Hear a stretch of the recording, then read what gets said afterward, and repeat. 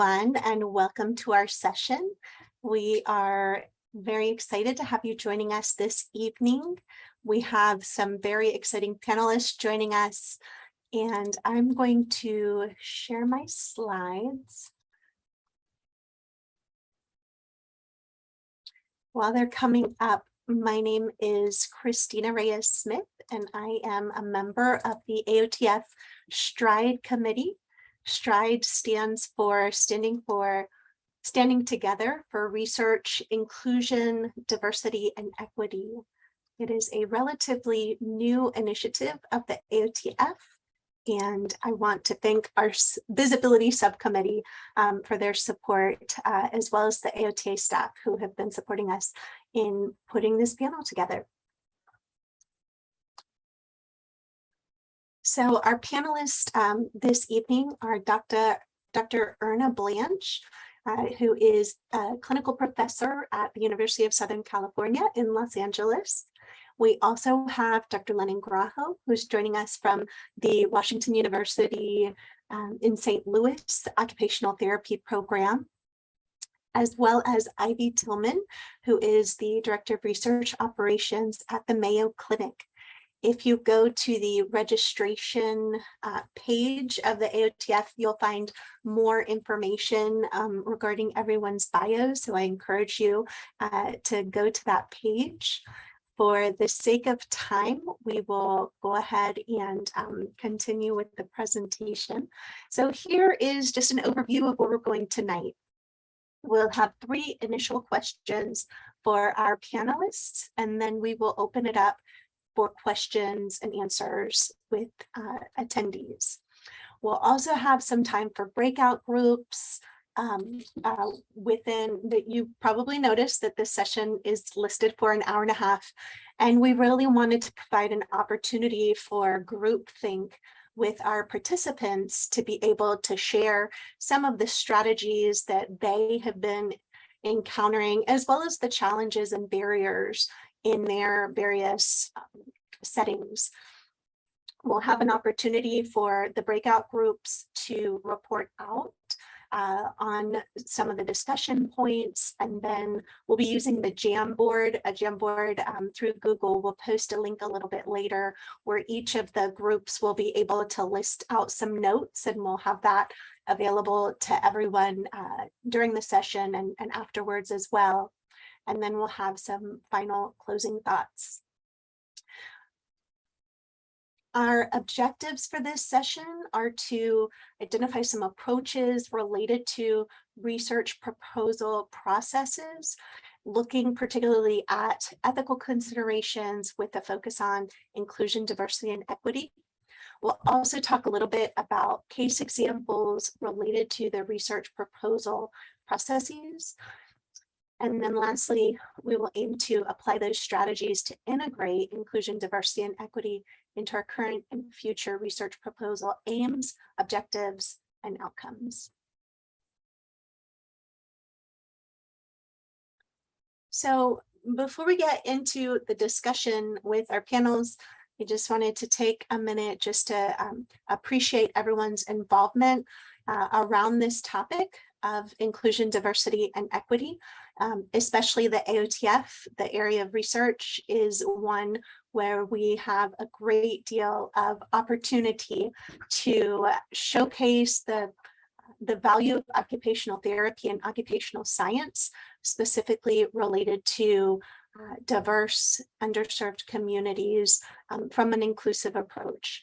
So thank you again to everyone for their participation tonight.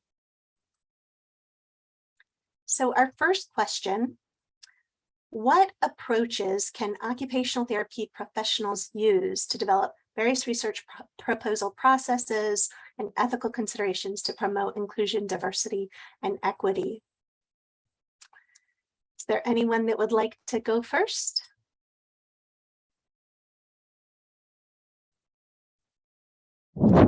I can go first, Christina.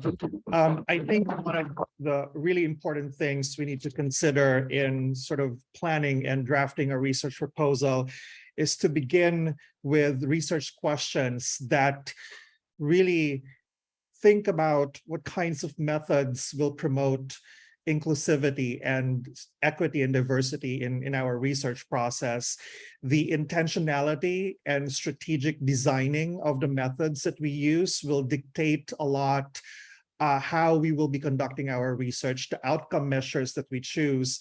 In medicine, one of the big points now in medicine is what we call narrative medicine, and narrative medicine focuses on this notion of narrative competence, where really the researcher or the healthcare professional gains this competence as a human being to absorb, interpret, and respond to the stories of their clients.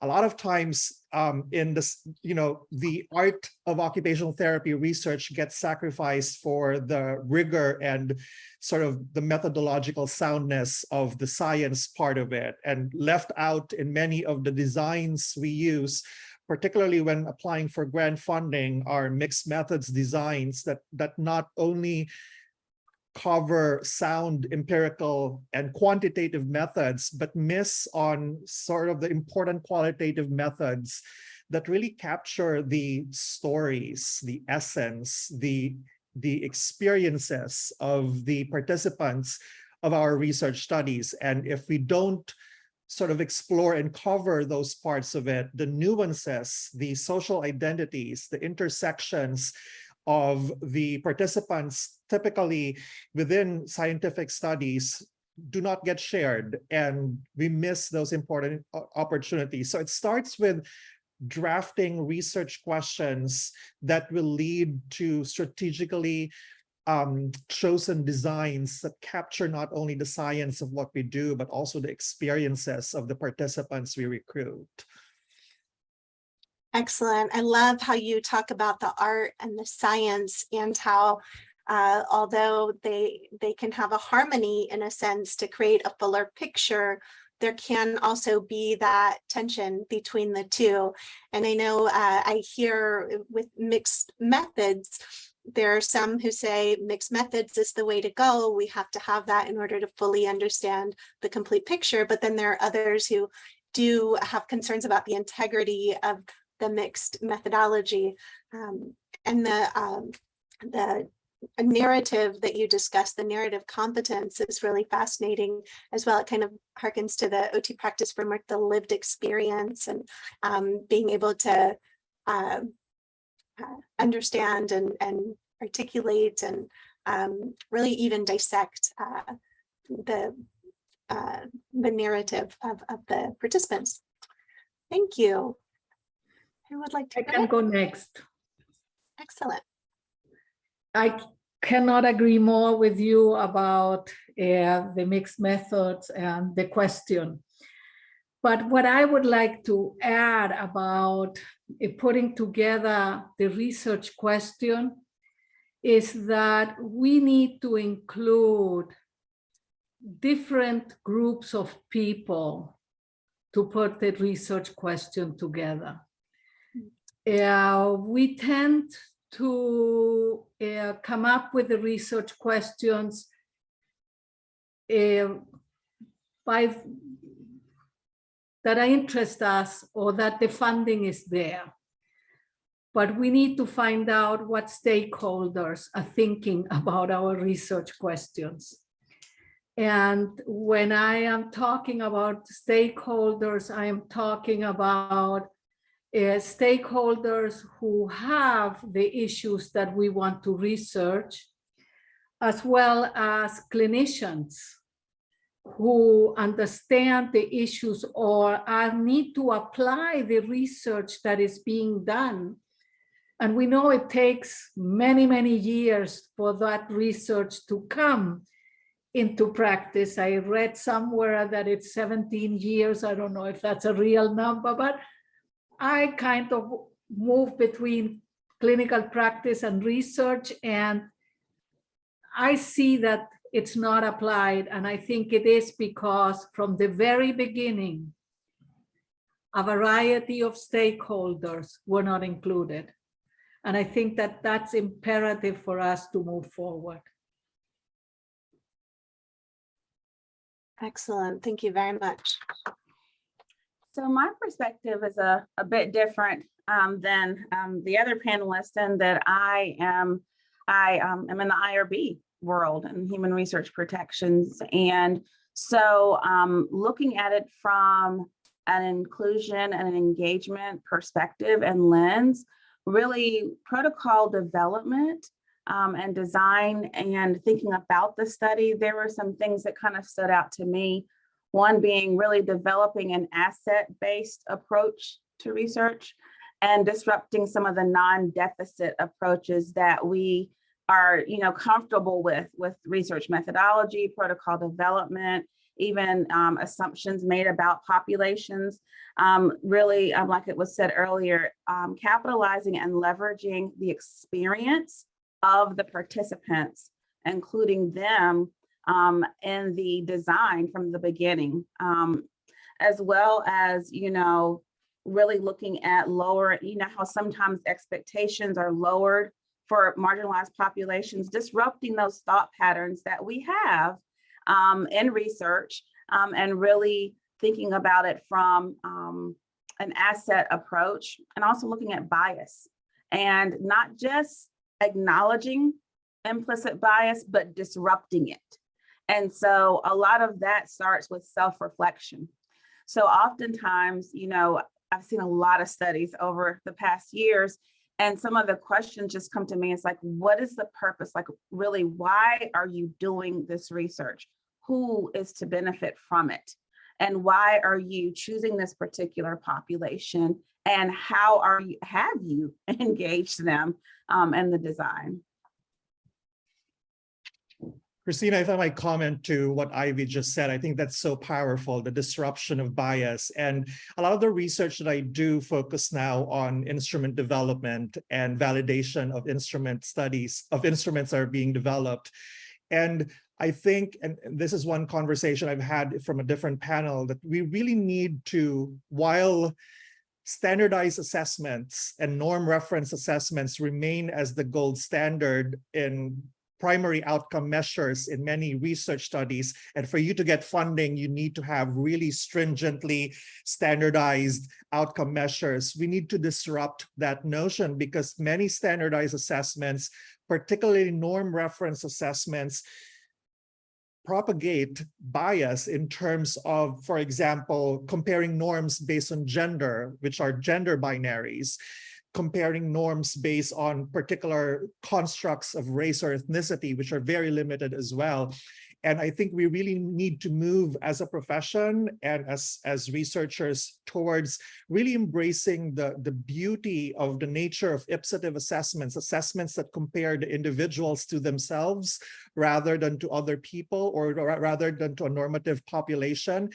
And it's still seen as a weak form of outcome measurement in the world of science. But really, if we need to disrupt bias, we need to start with sort of the measures that we use as well in our research. Excellent. The goal attainment scale comes to mind as a measure where it can be used iteratively for an individual. I'd like to dig a little deeper into this question before we move on to the next question. So for someone who may be making a shift in their research or just getting started, you spoke earlier, several of you spoke earlier about initiating stakeholders from the very beginning. What are some of the strategies and approaches to effectively do that? I think,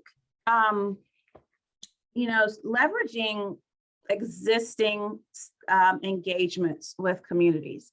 So oftentimes it seems, really a hard task to, where do I start, particularly if it's a community where you're just becoming engaged or a new institution, but actually leveraging existing relationships.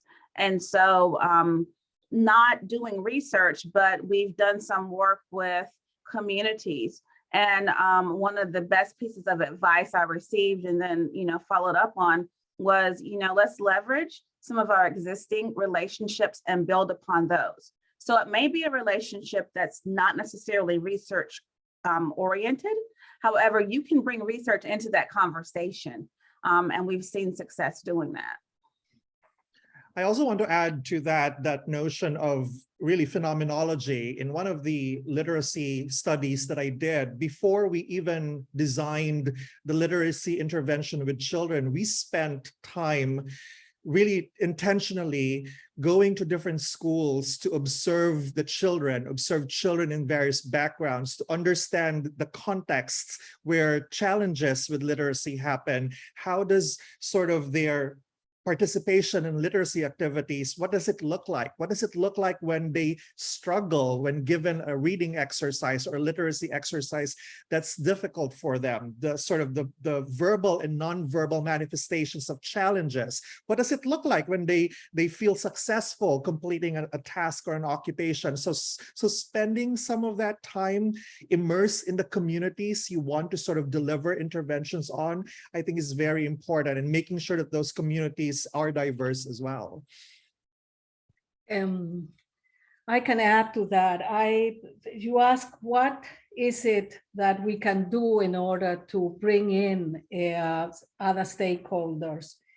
And I think that academic institutions need to have established relationships, either in networks or panels, or that comment on the research that is being done. We have a group right now at USC that we started it with researchers and clinicians in the area. And we also have a grant for including other stakeholders, but we started with clinicians and researchers only. The clinicians are occupational therapists. The researchers are researchers working in an occupational therapy environment. And it's interesting to see the communication between them. It has taken years to establish goals that are clearly for everybody, that serve the purpose for both groups. And we are not yet talking about all of the other groups that we need to include. So I believe that academic institutions need to establish these groups and need to have them as part of their research teams. Great, thank you all very much. So our next question: what are some case examples of research proposal processes and ethical considerations which promote, or in the past could have better promoted, inclusion, diversity, and equity in your experience? Well, what were the limitations?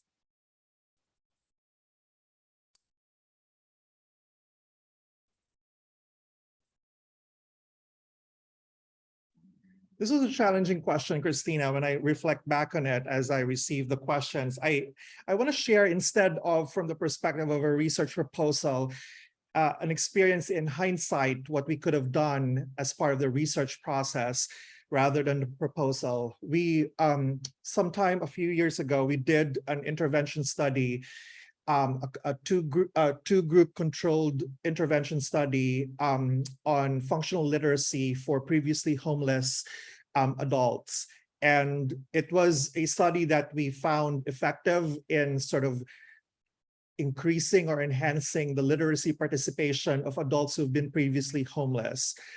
When I look back at the publication, the manuscript that was published as part of this research study, now in hindsight, I realize the same notion of, we developed a manuscript that is full of the science of what we did, but never really truly captured what we actually did during the intervention study. And the actual study was rich in this notion of narratives. We really spent time documenting and talking about really the experiences of each of the participants on the challenges they have navigating their communities because of difficulties or challenges with literacy.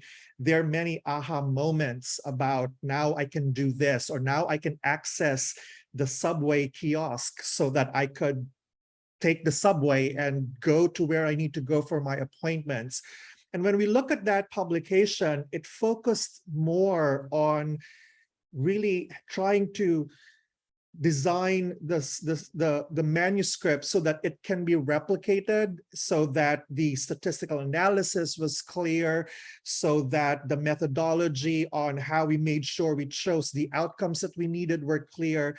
But it never really truly captured those narratives. We did use mixed methods, but when we ended up with a study, we focus on the empirical, the quantitative aspects of it. And for us, for me at least, in hindsight, it was a missed opportunity to really show the different experiences of a very diverse group of participants, not only by ethnicity and race and backgrounds, but their experiences and their stories on why they became homeless and what are their stories of how they conquered those experiences and wanted to be reintegrated into the community. And perhaps there's still time to sort of share that story from a completely qualitative or phenomenological perspective, but it's one of those missed opportunities, I think. I really appreciate your candor with that and sharing on your reflections. I couldn't help but wonder if there's an opportunity for a follow-up manuscript at some point. Sometimes the ship has sailed. Correct. Yeah, that's one thing that I still reflect on, and I hope I still have captured all of those notes, because it's different when we published this study in 2019 and we did that study in 2018, but there is always that possibility. But yeah, it is always an opportunity to do that.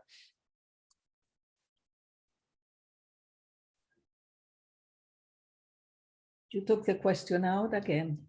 I wanted to talk about an example that we are doing right now, and I know Teal is here, and maybe Teal can add to that.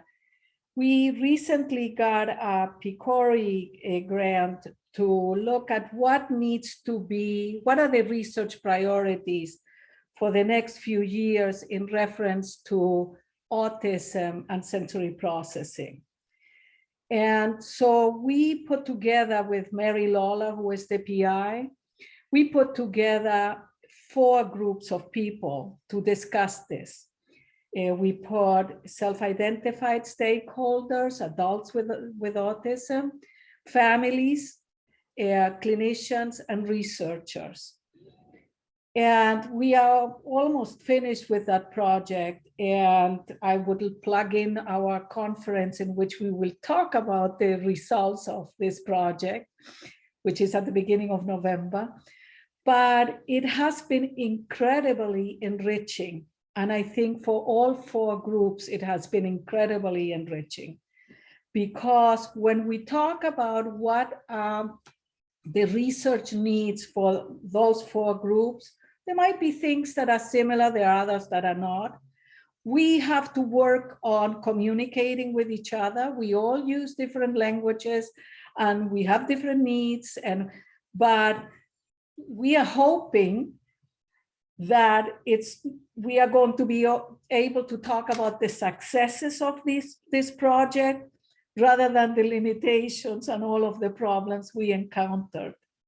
But I know Teal is here, she can add because she had a similar grant before. But I'm going back to, we need to include other groups. Some of the examples that I have are not necessarily from conducting research, but the regulation of research. And so, what are some ethical considerations that institutions, academic institutions, particularly research administration, should be considering? And I'm glad you mentioned Teal's name, because Teal and I have done a lot of work surrounding some of this. So she's been a great resource and really helping me as a research administration individual to understand the needs of varied communities. So a couple of things, institutions need to be more flexible with the understanding of the model of co-researchers, and particularly co-researchers who are not academic professionals, who come from the community.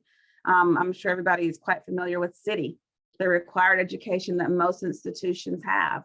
You know, having some level of flexibility there, because if we're going to include those individuals to help design the study, we also need to consider including them with the conduct of the study as well. And so ethical considerations, yes, people need to be educated, but, you know, are we truly serving them best with some of these standard models, the standardized models that we have? Another thing to consider is payment, and particularly how our institutions have designed rules and regulations around paying participants. Not only methods of payment, but how we are meeting regulatory obligations, but also really adding to some levels of mistrust with our communities, you know, asking for information that perhaps we don't need immediately, but we could get a different way so that they feel comfortable and safe in the research studies. Excellent. You each brought up many great points, and some actually had come up in our first webinar session several weeks ago around paying the stakeholders for participation. Also, some of the challenges with getting the city training, especially if there's not understanding of the processes, but still getting that level of engagement. So there's definitely quite a bit to consider. So Teal is actually the chair of this visibility subcommittee that has been coordinating the panels, and she will be facilitating a panel in a few weeks, which we're very excited about. We'll announce the date at the end of the session. Teal, did you want to add anything while you're here?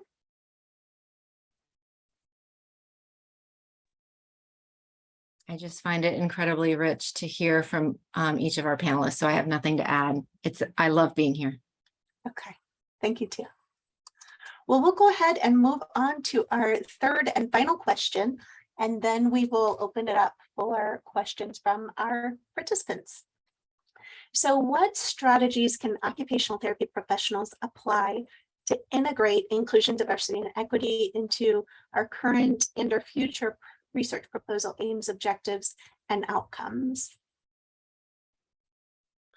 I want to reflect on what Ivy mentioned earlier about the recruitment, because I think that's very important. And, you know, when you reflect upon this, we really need to also reflect on our manner of recruiting our participants. There can be a very exploitative aspect in recruitment, particularly when we're recruiting participants in underserved areas or localities, because, you know, there is that power differential there. And a lot of times, you know, if you're a researcher from a university, there is this notion of this ivory tower and prestige and elitism in being a researcher or a professor, associate professor in a university, in a research university. And so going back to that notion of that reciprocity, how we pay and what we pay to participants needs careful reflection, because there's power differential there, and a lot of times it can be very exploitative in doing that. And also just really having conversations truly about those participants' needs. Sometimes researchers can be too focused on the research and outcomes of the research than the actual benefits the participants may have potentially from this experience. And a lot of times, once the research is done, rarely do we circle back in to check in with our participants about what happened. What did we learn from this process? How did this process benefit the profession, and how did their contributions in this process contribute to that? Sometimes once we're done with T2, the second hour post-test, we're done with the participants. And again, it's that reflection on that typical potential exploitative nature of research and participant recruitment. That came up at the World Federation of Occupational Therapy Congress a few weeks ago, that often we collect this data, but we don't share the results with those that participated with it.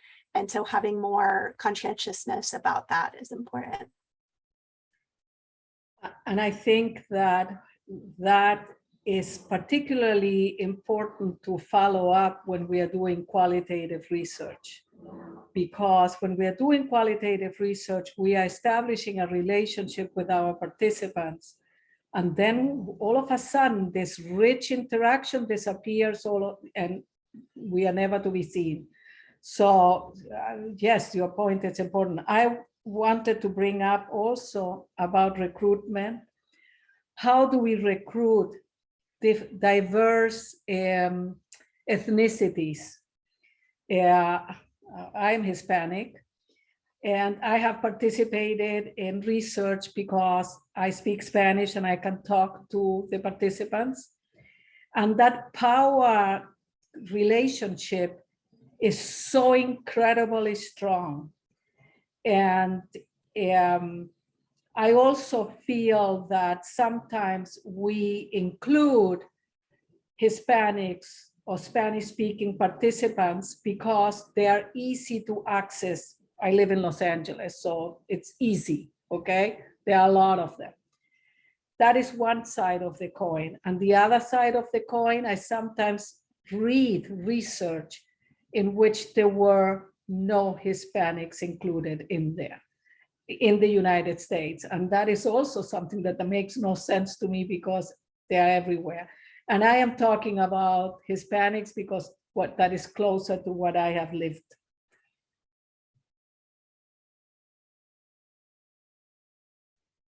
So once again, coming from an academic, administrative side, it involves education.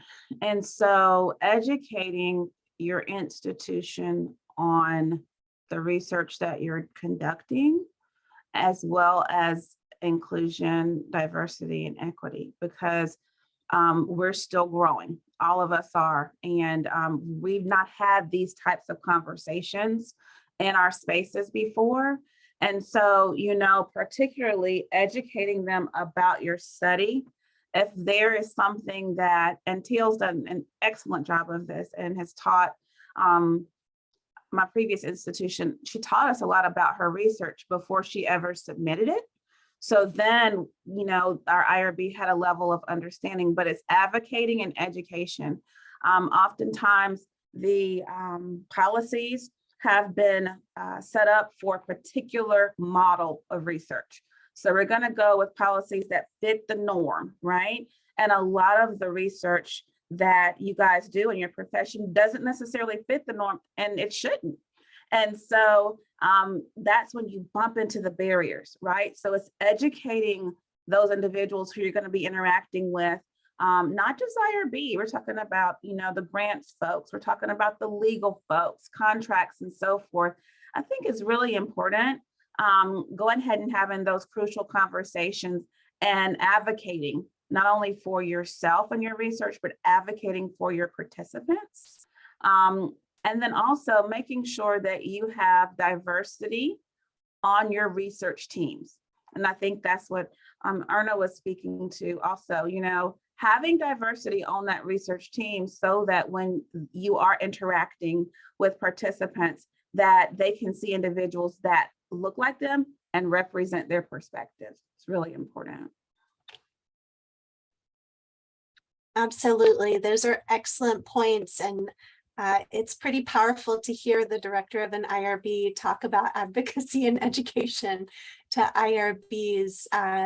So thank you for that. Any other thoughts before we open it up for questions from our attendees?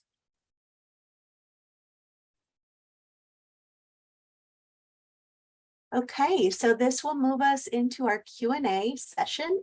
If you would like to place a question in the chat, you can do that. Or you can raise your hand using the reactions in Zoom to ask a question unmuted.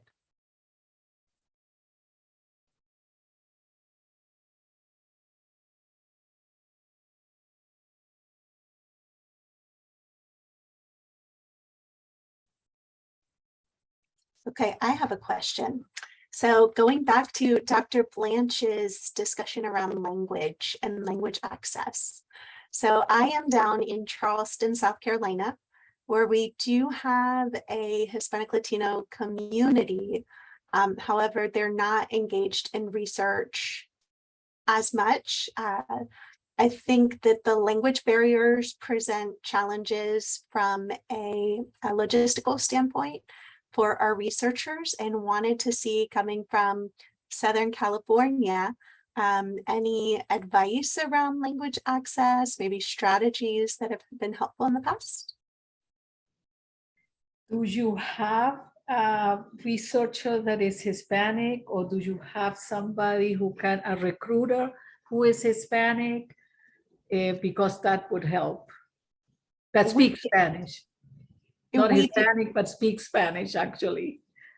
We have a handful of people in the faculty here that speak Spanish, and those that are fairly busy with different initiatives.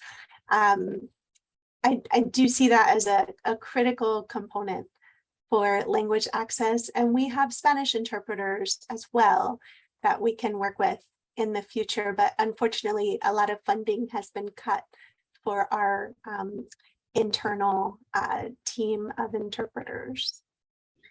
I will tell you a story about interpreters. I was once doing research with adults, and I was following them into their interactions with physicians. So the physician came in and talked to our participant, and started saying things, and the participant kept saying, yes, Dr. So-and-so, and the physician would go on and, oh, yes, Dr. So-and-so, yes, Dr. So-and-so, yes. The physician left, and he was convinced that the participant understood everything. When the physician left, the participant turned around to me and he said, what did he say? Okay. So it's better if you have somebody in the team who speaks some Spanish. And I know that sometimes it's difficult, but it's better, because the people who translate, you know, they're not translating exactly what you're saying. So that's what I would say. It's also a great opportunity for doctoral students who might be speaking the language to be part of that research study. And sometimes these students are eager to get the experiences and to be immersed in the communities. And so that's another option of sort of helping bridge the language gap. Excellent. That's a great point. We have a pro bono clinic where we have a lot of Spanish speaking clients. And so we have a lot of students that use their skills in that capacity. So we have some questions in the chat here. Thank you for a wonderful and informative webinar presentation. How do you approach diverse sample populations for research engagement without offending or stereotyping those communities who may not believe they are actually diverse, or opt to not buy into the concept of diversity? Great question, Vikram.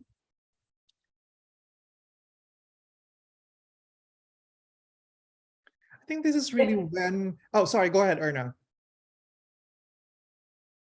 I think this is really when really establishing really good relationships with community partners are important. These community partners oftentimes, and I see this in publications related to service-oriented research, where a group of OT students go to a place, oftentimes an international country, where they go and do an intervention, study that, and that's it.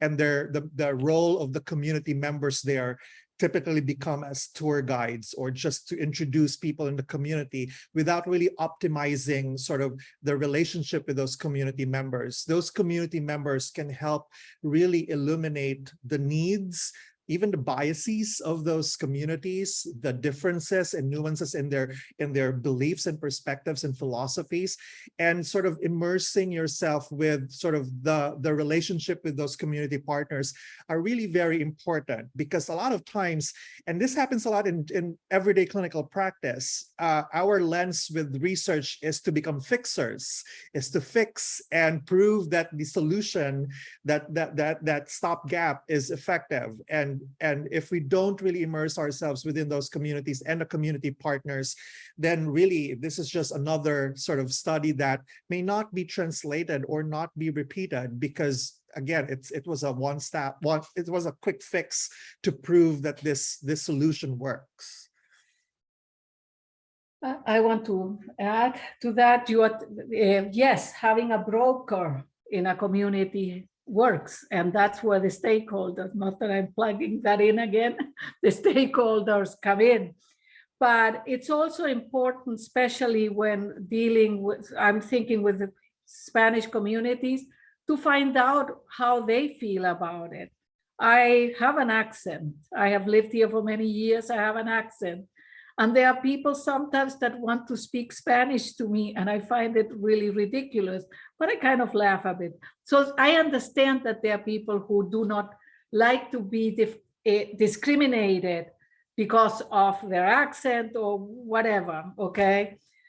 However, it's best to ask them and to have the broker, as you said, Lennon.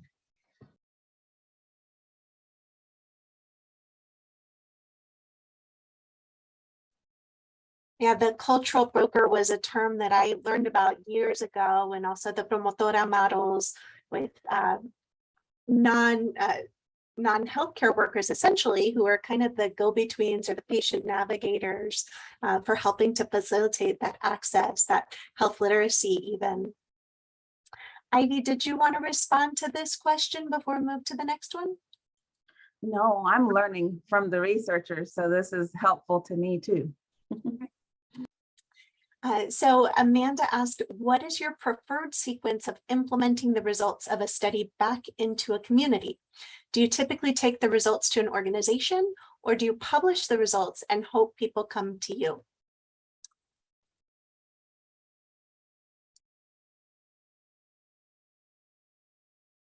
What an interesting question. And I would say, I'm not sure what we are all doing, but I can talk about what I have done. I have published, and I have expected people to come to me. I'm ashamed of that, okay? However, that's what I have done in the past. And yes, of course, you publish, you make it, you publish a manual, maybe you talk about it, you teach it. But that's it. I think we definitely need to do more. I always like to say that publications are for a very, very limited population, and typically also cater to more researchers or scientists, not even clinicians oftentimes. And so I think there needs to be intentionality with dissemination. Many, I've been a reviewer for NIDLR, and I don't know if this has changed more recently, but part of the requirements for that proposal is a dissemination of the results, not only to sort of researchers and the research community, but back to the community that served as participants. And I think there needs to be intentionality there. This can be sort of like a brown bag lunch, or just going back to the community, sitting down with them and just sharing the results and what you found. And even, again, going back to that notion of the brokers, the community brokers, sharing back to them the stories and the impact of that research, because publications are, again, so limited in scope, and with the paywall in many publications, in many research journals, that really limits the scope of who gets to consume sort of the research that we all have been sort of striving to work hard on. Absolutely. Oh, I was just going to add, I saw something novel recently, and it was a video portrayal of research results that someone had posted on their website to explain in a very beautiful portrayal what their findings were. thought it was great. Erna, were you going to say something? That is why it is important that in the team, there are other people. I said I have been ashamed of what I have published and not disseminated, but let me autocorrect. I have taught and I am in a clinic, so I apply it, okay? But I think that it's important in a team to have people who can immediately apply it because they are clinicians, they are stakeholders, they can learn directly from what was learned in a research study. Absolutely. No shame. There's no shame. I think this question also speaks to the push to include the community as the partner from the beginning to the end, because they will inform you about how they wish to receive the results. So if you have community engagement in the design and throughout the study, then exactly, once you've reached that stage, how they wish to receive the results.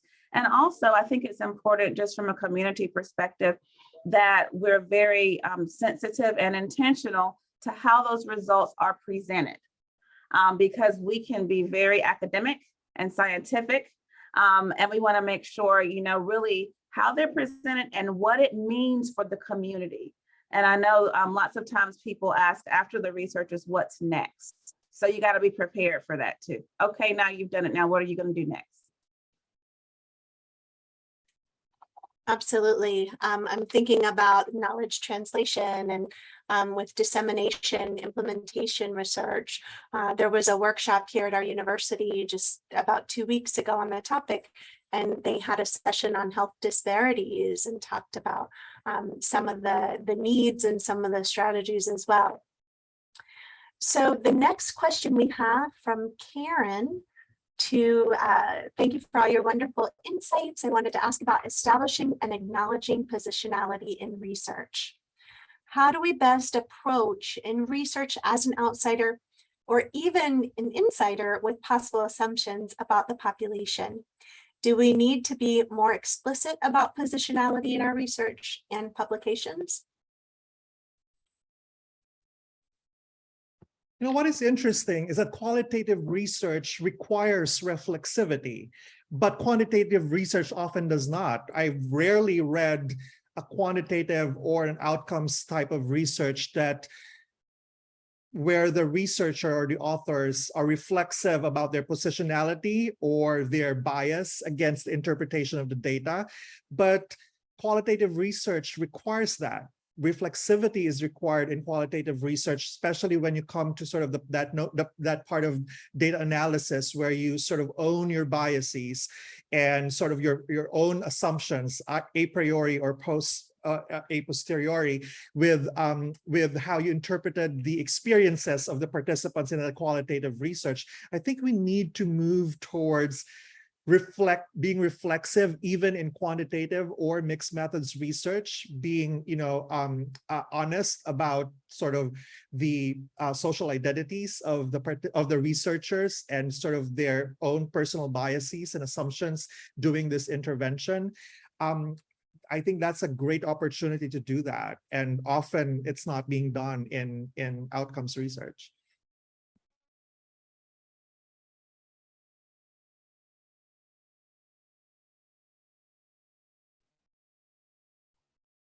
Anyone else? Would we like to define positionality for attendees who may not be familiar with the term?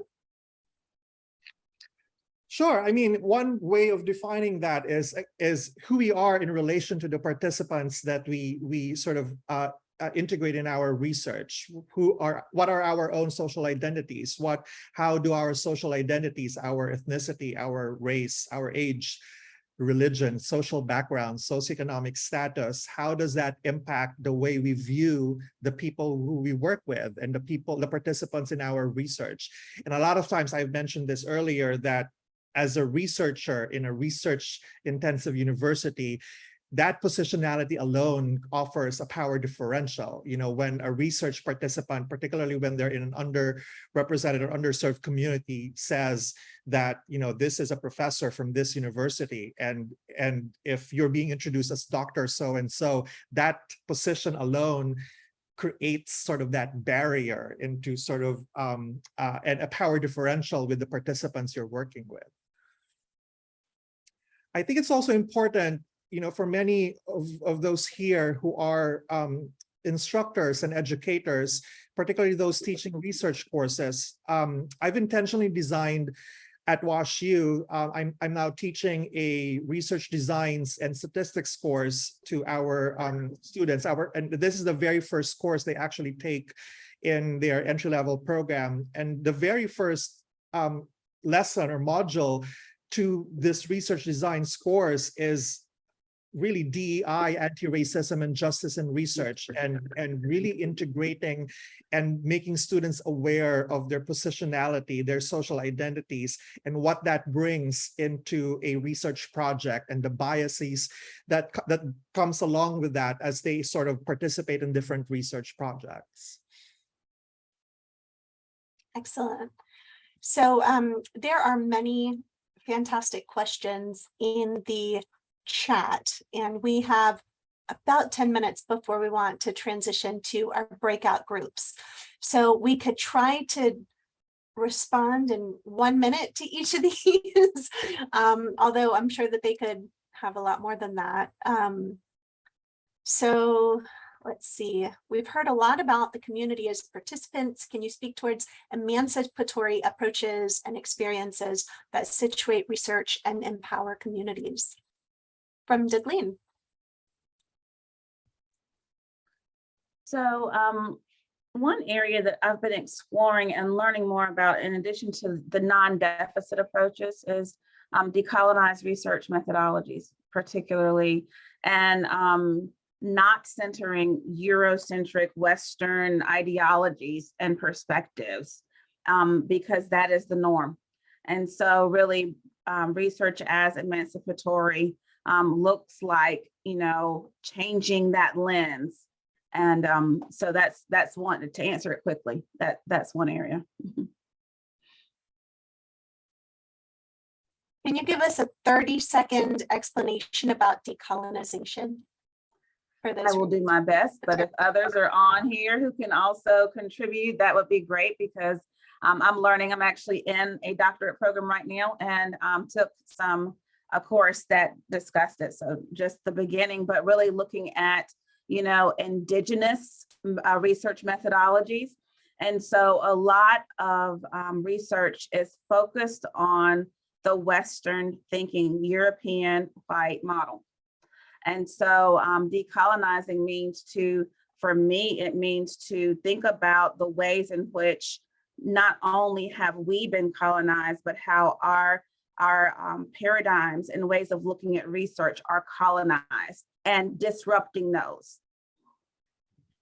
I want to second that as well. I think that's a really good point, because we need to decolonize occupational therapy constructs and concepts as well. And a colleague of mine is here, Dr. Angie Boisel, and we're doing this in one of the occupational therapy theories, because the simple notions of independence and satisfaction and participation in occupations is a very Western perspective, and how we define independence or satisfaction or participation or performance in an occupation varies very greatly across other non-Western perspectives. So we need to also decolonize the constructs that we use, because many of the assessments and outcome measures we use that colonized lens, a very Western lens, on what independence means or what assistance in performing occupations means. And that impacts the way we interpret results of research. Thank you so much. In looking at the literature in occupational therapy around culture and diversity, a lot has come from outside of the United States. And from speaking to other occupational therapy professionals from other countries, there is this tension that's been increasing, that there's not more coming out around the US, from the US in this area. Thank you for those explanations. I So, want to add though, yes, there is not enough coming from the United States, but I said I'm Chilean. I always have a bone to pick with Latin America, being that I am Latin America, because they are not writing enough. And when they write in Spanish, and they do not publish enough. And then they expect English literature to provide the information. So one of the things that we should do if we believe in these concepts that we are bringing up is sometimes also read some of the literature that comes and it's written in another language, not just in major publications that translate it, but to try to understand what is coming from somewhere else. excellent. Thank you. So Jenny asked, Ivy and Lennon both reference being reflective and intentional about paying research participants. Can you speak a bit more about how to balance ensuring that payment is equivalent to expertise and time shared versus reducing the risk of payment being coercive? Another great question. So I can share some insight on a workshop I participated in last week with HHS, the Office for Human Research Protections, and it was about payment. And so actually the regulators were saying they're not as concerned about coercion as we are. We meaning, IRB folks and others. And so it's really looking at the entire cost for the participant when they are participating in research. So, payment, does that, do we consider some of the hidden costs associated with payment? It was very interesting to me to learn, reading some articles and these were clinical trials, randomized clinical trials, but back in 2015, there was one article that cited that, it costs participants on average $958 to participate. Those were the hidden costs, things like parking, transportation. So it's also, we think about payment from a perspective of, the time that you give, but, we really kind of need to shift our thinking about that and consider some of the hidden costs. Either we use that in payment to compensate them, or we redesign our protocols to really to accommodate and fit the needs of participants. So I hope that answered the question a little bit. I also agree. And what was helpful for us to identify what is the good reciprocity amount to provide participants so it's not sort of coercive or it's not manipulative or exploitative. It's very important to have a conversation with your IRB office. And in my sort of consultation with our IRB in that project, earlier, they asked us what will be a major barrier for participation? Why wouldn't a participant be sort of motivated to participate? And we identified that it's the transportation or the cost that might take them to participate. And so perhaps in that mannerism, in that discussion, we instead of giving money, we provided metro cards or a sort of Ivy said parking. So if identify some of the barriers and bridge the gap to minimize those barriers to participation in research, rather than focusing on, like what Ivy said, what will motivate them to participate and what is worth their time. But I have a question about that. Because we ran into a problem like that one not too long ago. What is a coercive amount if you are paying for their time? If you are interviewing on Zoom, so they are not going anywhere, so there is no expense in terms of traveling that you can put your finger on and this is the amount. This was about their time. What is the right amount that is not considered coercive? And that question is for you, Ivy. I do not know, to be honest with you, and it really depends upon your IRB and where they kind of draw the line. Some IRBs are pretty explicit and some kind of are more flexible. So I do not know, what, but if you're doing a Zoom 30 minutes, but, I get down to what type of questions are you asking? It's not just the amount of time, it's what mental and emotional load and burden. So if we're just talking about the physical, now we're talking about the psychological and the mental and the emotional burden associated with their participation as well. Thank you. It's a good question. Absolutely. Wonderful questions. So we are at time for Q&A for now. What I'd like to do is have some time for breakouts, and maybe we can shorten the breakouts a little bit and address some of these other questions towards the end. But I want to encourage everyone to stay for the breakouts, because this will be a time for you to engage in reflexivity about how you can apply this into the future. And it's also an opportunity to network with some colleagues here for a few minutes in the Zoom room, and also to consider how to implement some of these strategies into the future. So I've put the questions in the chat, and this will also give our panelists a little bit of time to look at these questions that are still in the chat from our audience. And when we come back, we'll be prepared to respond to as many as we have time for at that time. So we're going to break into groups, and our panelists will be in groups as well. And if anyone is going to be heading out of the Zoom room, we want to say thank you for your participation this evening, and please let us know your thoughts in the future. I'm also going to put the Jamboard link in the chat. So the Jamboard is a place where your breakout groups will be able to report on the findings, and also you can post as individuals if you like about your action steps that you identify. And so we'll have a record of that.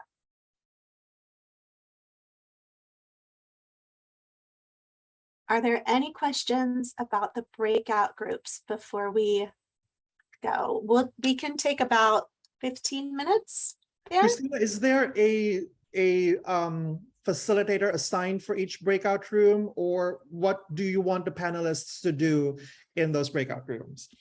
So we have so many people. We want to try to have smaller breakout groups of about 5 or 6 people. So the panelists will be spread out and can kind of float through the rooms if you would like.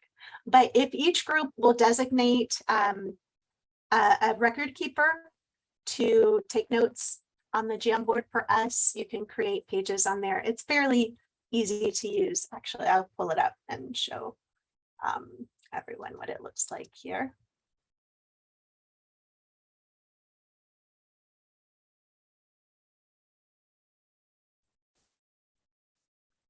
So not every group will have a panelist in them, but if you could designate a spokesperson, that would be wonderful. Christina, the Jamboard is set to view only at this point, so we can't contribute. I will modify that. Thank you for Thank letting you. me know. So here on the left, you can add sticky notes, or you can add text to it using the box here.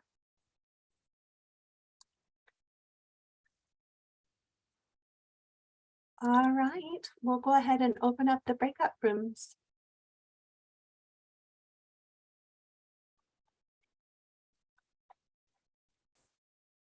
It's still showing us view only, Christina.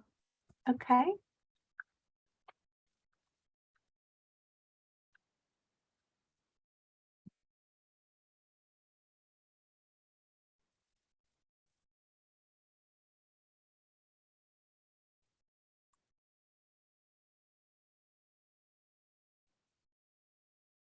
Got it.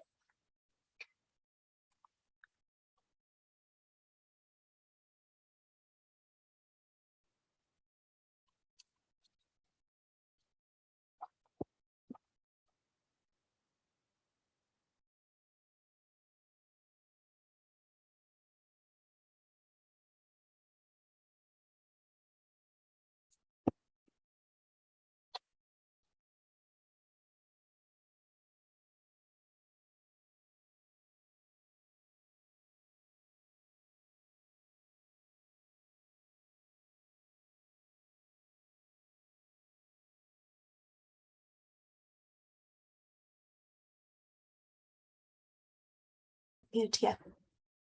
Thank you so much. Okay, how about another group?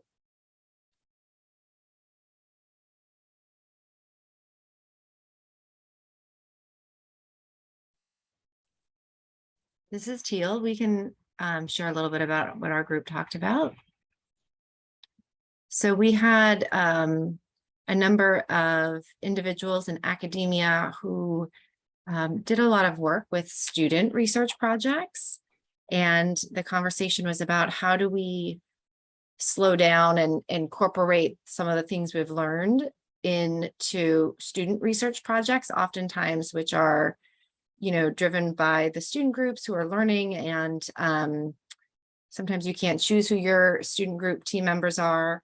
And so we were talking about things like how do we do this? I mean, what are some of the things that we can do? And we didn't really get so far in the solutions, but we really talked about how in occupational therapy, this is something that we might want to pay attention to as we train the next generation of leaders. A lot of this work takes time, and we don't have a lot of time necessarily in our education programs to do this well. We did talk also about tokenistic research and how to prevent tokenism, and what strategies might be implemented to prevent that. And we didn't get so far in that conversation either. We needed more time, but those are some ideas to ponder. Thank you, Teal. And Dagleen also, and I didn't mention Dagleen is also on our visibility subcommittee, and she was our facilitator several weeks ago. Other thoughts from the breakouts? Well, our group was talking about how to avoid having that issue of the drive-by research, so to speak. And some of our solutions, I guess, that we tried to brainstorm was, you know, in terms of keeping the momentum going after students leave. We talked about using community stakeholders, that is having clinicians involved in keeping projects going, and maybe as a way of doing that, fine-tuning a way that they could earn continuing ed units from being participants in the research. And also having students come back. And then another point we were talking about is how do we keep the sustainability in terms, we didn't really come up with a solution, but in terms of funding, like if grants run out and that's the reason why the project has to end, how can you solve that problem in terms of this issue of the drive-by research? Excellent. Thank you, Jaylyn. Anyone else want to share from the groups? I'm going to go to page 2 here. I can talk about our group was small, and we talked about how people have been incorporating some of these ideas already in research. And also we got cut short when Moses started talking about studying time and how time it's spent in differently in different cultures. And I just want to encourage him to do the research on that.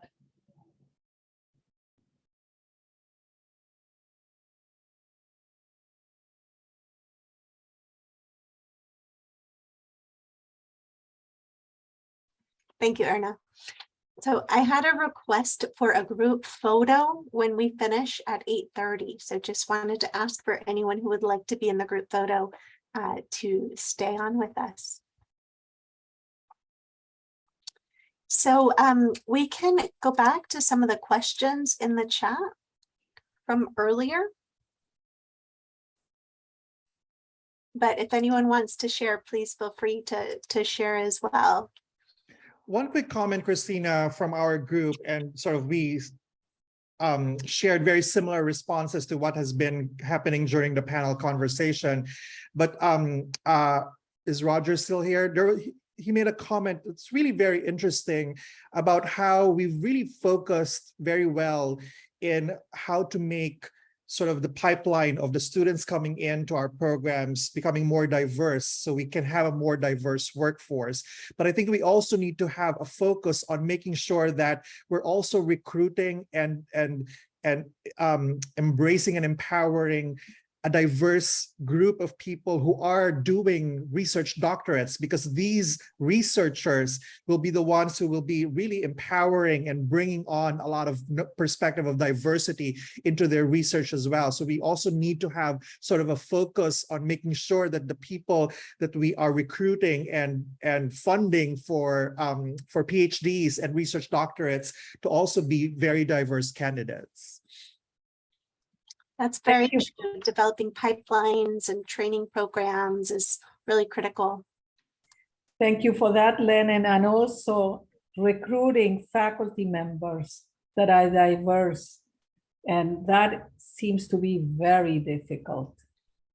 Correct. And there's more studies now that students feel more included in a sense of safety and belongingness when they have faculty who look like them or speak like them or from very similar backgrounds as they are. Absolutely. So for our panelists, were there any questions from the chat that you would specifically like to address?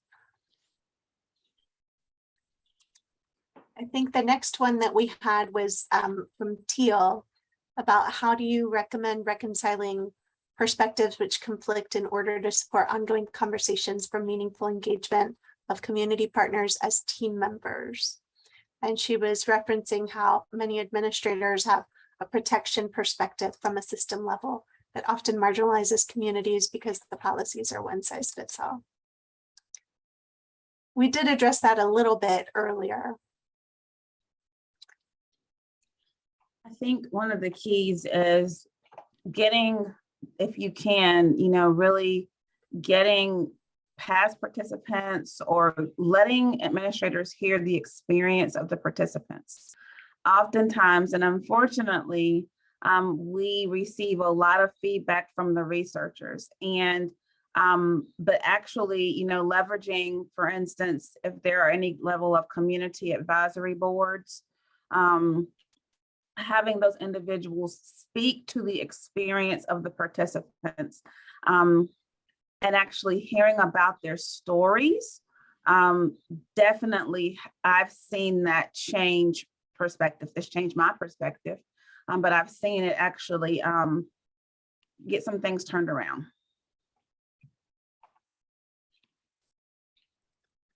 Thank you. Yes, having community advisory boards can be very beneficial from an organizational standpoint, in addition to for the research team.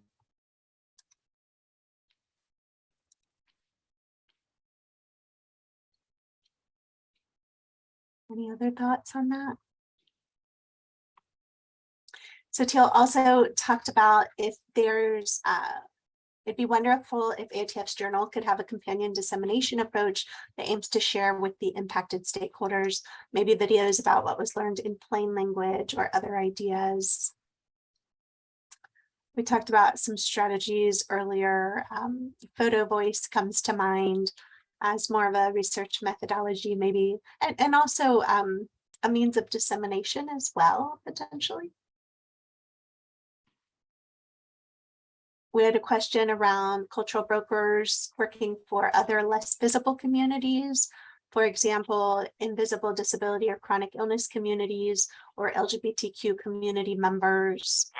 She said she feels like the examples with brokers are more language-based and is wondering if this concept would translate or appear token-like. And that question was from Andrea.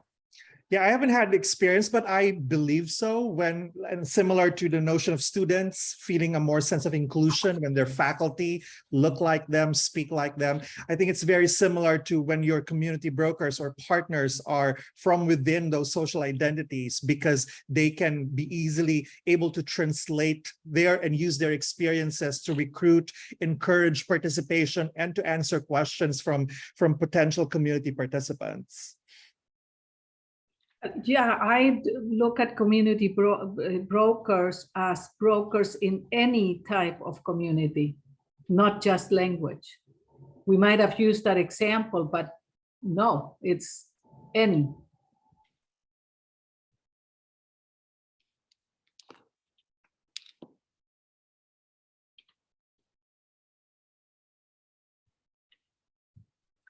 All right. We had another question about some IRB regulations regarding confidentiality and privacy may conflict or prevent sharing results with participants. Any thoughts on that from Amaya in the chat?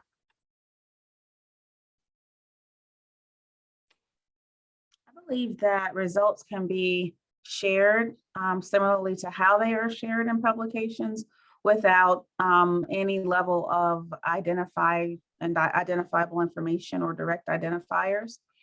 So, from an IRB perspective, I know that there are now discussions within IRBs regarding this, kind of challenging the researcher, particularly when we look at our social behavioral research as to the dissemination of the results. So I think it can be done.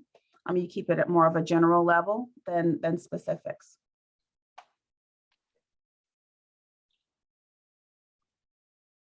Thank you. So another question, Ivy's comments about presenting results to communities made me think about asking participants after hearing the results, what should the next research focus be? What did we miss? What is needed next? That may be more of a rhetorical question to stimulate conversation. I think there is a specific type of research that deals with that participatory action research, which is specifically designed to create desire and change in a community of stakeholders. And so that is, of course, it's very involving, and so a researcher who wants to do that has to be prepared for very long engagement. Excellent. Thank you, Moses. So someone said they are a new researcher. What are ways to convince data collectors that we should include non-English speakers? It does require more work for the data collector. My inclination is to create more rapport with the team, work towards more funding. Another comment towards mixed methods. Any thoughts on that from Sarah? Oh, hi, sorry. It's a little crazy in my house at the moment. It's like everyone's going to bed. So I think, just in general, I'm trying to build a team. It doesn't include a Spanish speaking researcher in that team. So just any suggestions on how to try to find ways to kind of get my data collectors more on board. And for the mixed methods part, it was just kind of a point of, one of my students just asked me the other day, why don't we just do mixed methods and break it apart and get multiple publications out of it? Hello. I just tried to really reiterate the purpose of mixed methods and why it's important to publish as a mixed method study. So, What's up? okay, I'm going to get off now. I can respond to the multiple publications.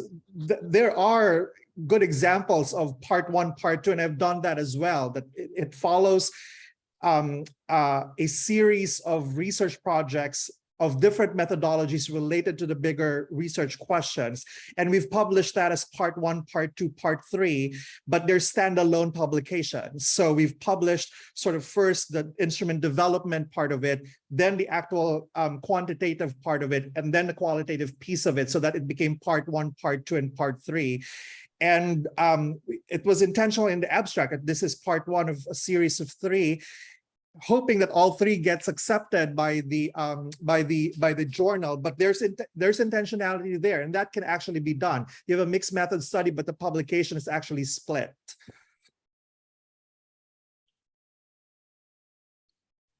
Thank you so much, Lennon, and thank you, Sarah, and everyone who asked the very thoughtful questions. This has been very exciting discussion.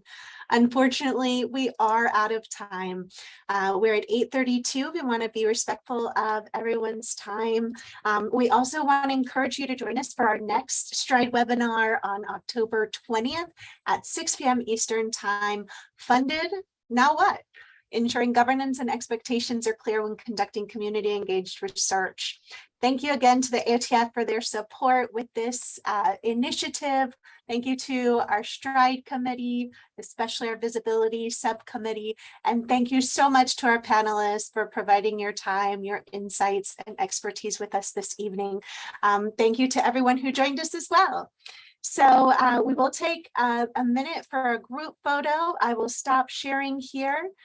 And so if you'd like to be a part of our group photo, please stay on, turn on your video camera. Don't forget that part.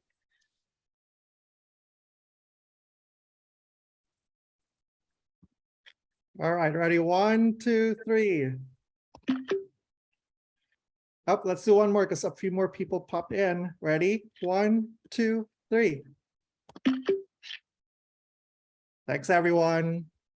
Yes, can we do it one more time? There was someone that was not video on. Sorry for that. Okay, last one. 1, 2, 3. Okay, thank you. Thank you, Christina. Bye-bye. And I'll pop mine in the chat if anyone wants to download it. Oh.